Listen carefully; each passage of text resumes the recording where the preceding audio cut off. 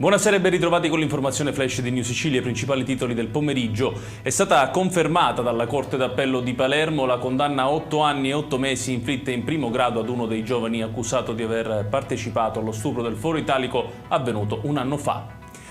Ampliate le competenze dell'attuale commissario nazionale straordinario unico per la depurazione Fabio Fatuzzo. Con la pubblicazione del decreto del 17 ottobre 2024 a Fatuzzo è stata attribuita anche la delega al riuso delle acque reflue.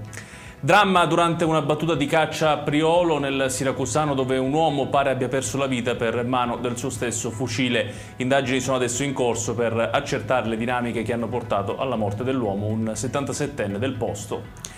Rimaniamo nel Siracusano, dove un turista di 50 anni è deceduto mentre stava facendo il bagno al lido di Noto. Secondo quanto si apprende, l'uomo, dopo essere entrato in acqua, non sarebbe riuscito più a tornare a riva. I parenti avrebbero cercato di salvarlo portandolo sulla battigia quando ormai era esanime.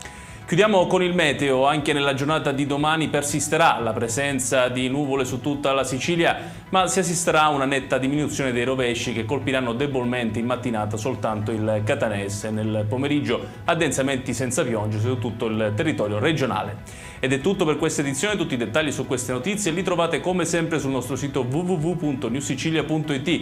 Grazie per averci seguiti, arrivederci.